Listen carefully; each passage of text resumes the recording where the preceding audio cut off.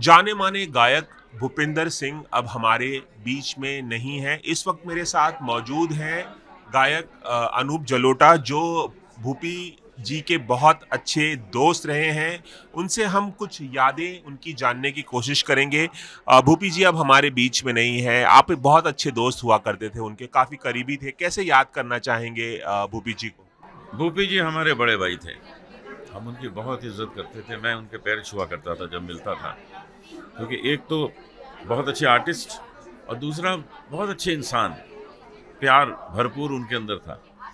तो मुझे बहुत दुख है कि हमारे बीच वो नहीं है, क्योंकि वो इस ख़जाना में भी हमारे साथ हर साल होते थे।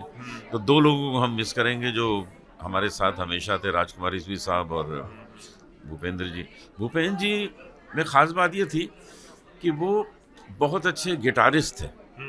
वो एक एज गिटारिस्ट वो आए थे इंडस्ट्री में, और उन्होंने जो मशहूर गाने हैं, दम मारो दम चुरा लिया है तुमने, डंग डंग डंग डंग, वो सब उनके पीछे से बजाए हुए। तो वो आर डी बर्मन साहब के फेवरेट म्यूजिशियन बन गए थे। लेकिन जब उनकी आवाज़ सबने सुनी तो वो उन सभी के फेवरेट सिंगर भी बन गए।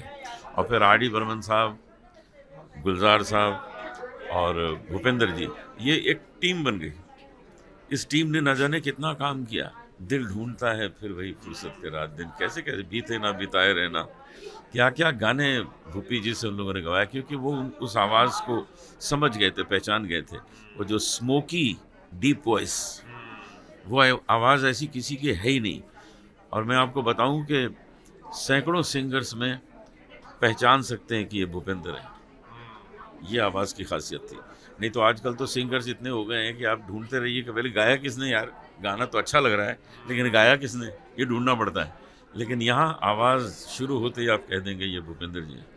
जी, बिल्कुल। एज अ पर्सन और एज अ दोस्त किस तरह से आप याद करते हैं? आपने उनकी गायकी की खासियत के बारे में बताया। एक दोस्त के नाते, एक इंसान के नाते कैसे याद करना चाहेंगे भूपेंद्र जी को? भूपी जी स्टेज पे नहीं गाते थे। मैं उनसे कहता था आप स्टेज पे क्यों नहीं गाते हैं, आप इतना अच्छा गाते हैं, लोग आपके इतने दीवाने हैं, आपके गाने इतने हिट हैं। नहीं, कहते यार मुझे कुछ अनकंफर्टेबल फील होता है। तो मैंने कहा नहीं, मैं आपको गवाऊंगा। मैं उनको लेके गया पटना अपने साथ। वहाँ मैंने इनको अपने साथ स्टेज पे गवाया। मिताली जी ने भी गाया, इन्होंने भी गाया। उस दिन इनकी हिम्मत खुली कि लोग तो मुझे छोड़ ही नहीं रहे हैं, लोग तो और सुनना चाहते हैं। तो उस दिन से इन्होंने परफॉर्म करना शुरू किया, नहीं तो नहीं करते थे। तो हमारे ये कौन से साल की बात है सर? ये इस बात को हो गए होंगे, मेरे ख्याल से 30 साल तो हो गए होंगे। अच्छा। और फिर उन्होंने कहा ठीक है हो जाए, और बस उसके बाद जो उन्होंने महफिलों की झड़ी लगाई है, जगह जगह गाया है। जहाँ देखो स्टेज पे भूपेंद्र, मिताली गा रहे हैं। और ये मैंने उनको हिम्मत दिलाई थी कि आप गाइए। और मैं जानना चाहूँगा कि एक से एक बेहतरीन नगमे उन्होंने गाए, चाहे गज़ल की बात हो या कोई और गाना हो फिल्म का, बहुत ही उम्दा किस्म के गाने गाए जो काफ़ी लोकप्रिय भी हो। आपका कौन सा फेवरेट है? और थोड़ा सा अगर आप गुनगुना के उनका एक कोई गाना मशहूर अगर हमें सुना सके। बीते ना बिताई रहना, बिरहा की जाई रहना, भीगी हुई आँखियों से रात न जाई रहना, बीते ना बिताई रहना। बहुत ही उम्दा। एक और याद आ गया। हाँ। दिल ढूंढता है फिर वही फुर्सत के रात दिन, बैठे रहे तस्वुरे जाना किए हुए, दिल ढूंढता है फिर वही फुर्सत के रात दिन। बहुत ही उम्दा अंदाज में आपने उन्हें याद भी किया। हम सभी के दिलों में हमेशा वो रहेंगे। ये जो खजाना फेस्टिवल है जिसमें गज़लों की महफिल लगती है और बड़े बड़े गीतकार बड़े बड़े जो गायक हैं और गज़लकार जो हैं वो इसमें पार्टिसिपेट करते हैं। आप भी इसका हिस्सा रहे हैं शुरू से। जब खजाना शुरू हुआ था 21 साल पहले, आपने तलत अजीज़ जी ने और पंकज उदास जी ने इसे शुरू किया था। इस बार लता मंगेशकर को भी एक ट्रिब्यूट दिया जा रहा है, इसके बारे में बताइए।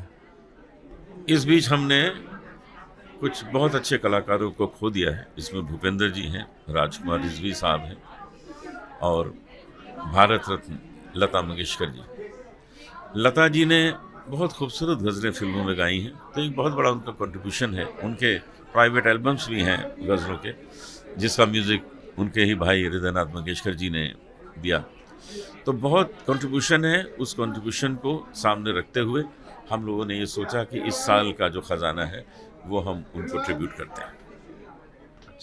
और आप भी इसमें कोई एक गज़ल सुनाने वाले हैं, और कितने एक्साइटेड हैं इसमें पार्टिसिपेट करने के लिए, क्योंकि पिछले 2 सालों से ग्राउंड इवेंट नहीं हो रहा था, ऑनलाइन हो रहा था।